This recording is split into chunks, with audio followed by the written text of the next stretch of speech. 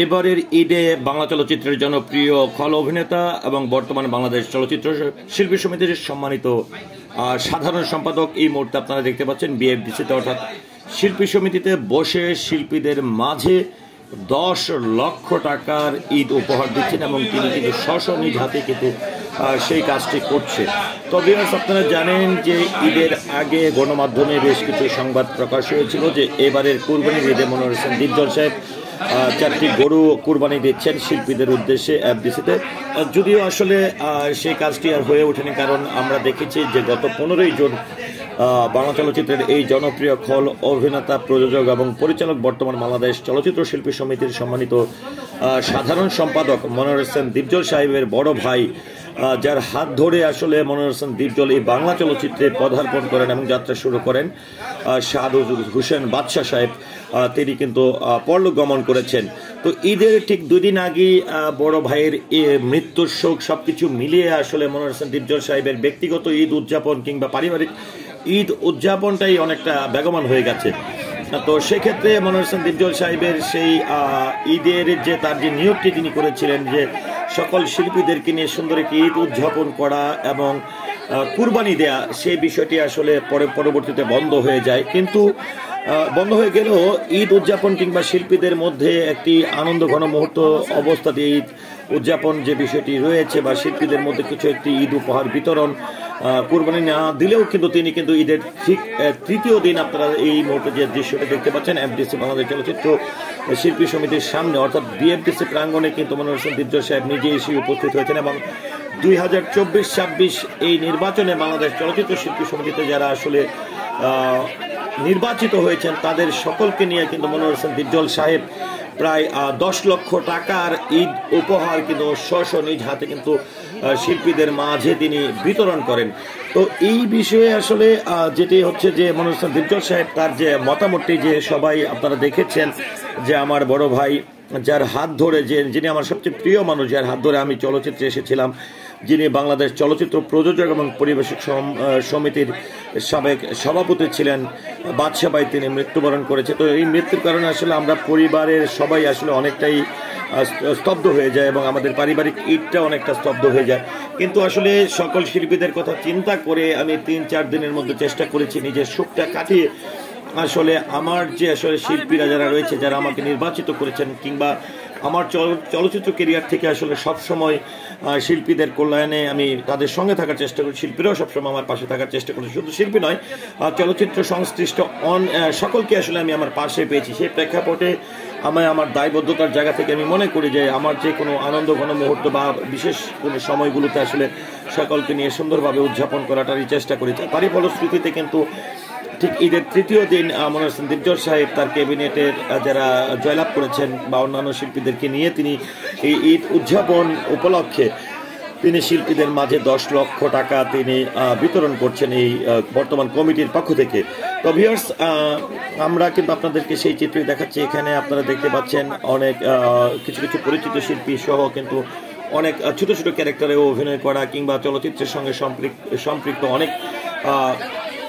পেশার মানুষই কিন্তু এখানে আছেন, যারা এই ঈদ পুনর্মিলনীর উদ্দেশ্যে কিংবা ঈদে মনোয়ার হোসেন দীপজল সাহেবের কাছ থেকে ঈদ উপহারটি নেওয়ার জন্য আসলে সবাই ছুটে এসেছেন। তো এখানে আসলে অনেকেই দেখছেন সবাই যে শুধুমাত্র আসলে ঈদ উপহারের জন্য এসে বিষয়টি আসলে তা না, এখানে আসলে ঈদের পরবর্তী সময়ে সকল শিল্পীদের একটি মিলন মেলার কিন্তু ব্যাপার রয়েছে। আরেকটি বিষয় হচ্ছে যে এই যে আরেকটি বিষয় যে মনোয়ার হোসেন দীপজল সাহেবের কাছ থেকে জানতে চাওয়া হয় যে আসলে শিল্পীদের জন্য আপনি যে এই যে বিষয়গুলো করেন এটি আসলে কি জন্য, এতে কি আসলে আপনি মনে করেন যেটি সাধারণ মানুষ বলে, কিছু অনেক মানুষই বলে থাকেন যে শিল্পীরা দুস্থ, আসলে এই বিষয়টিকে কিভাবে দেখছেন? সেই প্রেক্ষাপটে মনোয়ার হোসেন দীপজল সাহেবের যেটি বক্তব্য যে আসলে আমার শিল্পীরা কেউ আসলে দুস্থ না, কারণ সারা দেশের একটি ছবি নির্মাণের জন্য কিংবা একটি ইন্ডাস্ট্রি থাকার জন্য কিন্তু অনেক শিল্পীদের প্রয়োজন হয়। হয়তো নায়ক নায়িকার বাইরেও কিন্তু আমাদের অনেক ছোট ছোট শিল্পীরা রয়েছেন যারা আসলে আমরা যারা আসলে প্রতিষ্ঠিত বা বড় বড় শিল্পী বা বড় বড় অ্যামাউন্ট নিয়ে বড় বড় পেমেন্ট নিয়ে আমরা অভিনয় করে থাকি, তার বাইরে কিন্তু যারা রয়েছেন প্রায় অনেকটাই বলা চলে ডেলি বেস যারা কাজ করেন, সেই মানুষগুলো কিন্তু দিন আনে অনেকটা দিন খায়। সেই ক্ষেত্রে তাদের পাশে আমরা যারা বড় বড় মানুষ রয়েছি, যারা স্বচ্ছ রয়েছি, তারা আসলে এই আনন্দঘন মুহূর্তটিকে আসলে একসঙ্গে উদযাপন করাটাই আসলে মূল লক্ষ্য। আমি এটাকে সাহায্য সহযোগিতা বলবো না, বা দুস্থ শিল্পীদেরকে কিছু আমি সহযোগিতা করছি, এই বিষয়টি কি আমি সেভাবে দেখছি না। তো এই এমনটাই বক্তব্য মনোয়ার হোসেন দীপজল সাহেবের। অন্যদিকে আমরা যারা আসলে শিল্পীরা যারা এই ঈদ উপহারটি বুঝে নিতে এসেছেন কিংবা এই উদযাপনে উপস্থিত হয়েছেন, তাদের কাছ থেকে আমরা জানার চেষ্টা করেছি আসলে আপনাদের এই বিষয়টিকে কিভাবে দেখছেন। তো সকলের যে বিষয়টি সেটা হচ্ছে যে আসলে দীপজল ভাই কিংবা আমরা বরাবরই সমিতি থেকে অনেক সময় আমরা বিভিন্ন ধরনের উপহার পেয়ে থাকি বা তাদের বিভিন্ন আনুষ্ঠানিকতায় আমরা এসে থাকি। তো সেখানে আসলে আমরা একটি আনুষ্ঠানিকতায় কিংবা পুনর্মিলনী হিসাবেই কিন্তু আমরা এই বিষয়টিকে দেখছি। তো এমনটাই কিন্তু আসলে শিল্পীদেরও মতামত যে আসলে আমাদেরকে সাহায্য করছে এরকম কোনো বিষয় বা আমাদেরকে দুস্থ বলে সহযোগিতা করছে, সাহায্যের হাত বাড়িয়ে দিচ্ছে, এমনটা কিন্তু আমরা শিল্পী সমিতির যারা আমাদেরকে আসলে পাশে দাঁড়ায় বা আমাদের সঙ্গে আছে তাদেরকে কিন্তু আমরা সেভাবে চিন্তা করি না। আরেকটি বিষয় হচ্ছে মনোয়ার হোসেন দীপজল সাহেব সহ যে অন্যান্য শিল্পীদের কাছ থেকে আমরা জানার চেষ্টা করি বা ক্যাবিনেটে যারা আছেন তাদের কাছেও কিন্তু আমরা জানার চেষ্টা করেছি যে আসলে আপনারা যে এই ঈদ উপহার বা এরকমভাবে প্রায় সময় সহযোগিতা করে থাকেন, এটি কারণ কিন্তু সকলের যে একটি মন্তব্য সেটি হচ্ছে যে আসলে আমরা সবাই শিল্পী, এখানে কি একই ক্যারেক্টারে অভিনয় করছে, আমরা যারা একই সঙ্গে একই গল্পে কাজ করি তারা আসলে ছোট বড় বিষয়টি আমরা আসলে আলাদা করে দেখি না, কারণ আমরা সবাই এক। তো সেই প্রেক্ষাপটে আসলে আমরা একে অপরের পাশে থাকা কিংবা সারা দেশের চলচ্চিত্র প্রেমীরাও যাতে দেখে যে না আমরা আসলে কতটা ঐক্যবদ্ধ, আসলে আমরা শিল্পীরাই শিল্পীদের পাশে দাঁড়াই, সবসময় আমরা একই বন্ধনে আবদ্ধ, আমরা একই শিল্পী সংগঠনের একই ছাদের তলে আমরা কিন্তু কাজ করছি, এই বিষয়টি আসলে সবচেয়ে বড়। তো ভিউয়ার্স, আমরা কিন্তু সেই চিত্রটি দেখানোর চেষ্টা করছি ঈদের তৃতীয় দিনে বাংলাদেশ চলচ্চিত্র শিল্পী সমিতির নবনির্বাচিত কমিটিকে সঙ্গে নিয়ে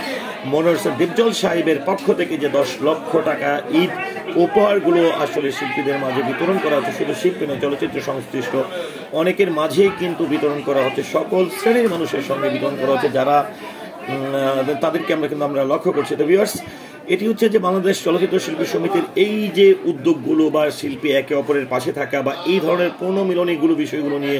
কিংবা মনোয়ার হোসেন দীপজল সাহেবের যে উদ্যোগগুলো তিনি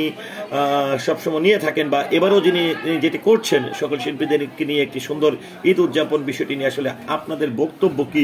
আশা করছি কমেন্টের মাধ্যমে জানাবেন। সেই সাথে পুরো ভিডিওটির সঙ্গে থাকার জন্য অসংখ্য ধন্যবাদ। তো ভিউয়ার্স, চলুন এক নজরে দেখে নেই এই পুরো ভিডিও চিত্রটি।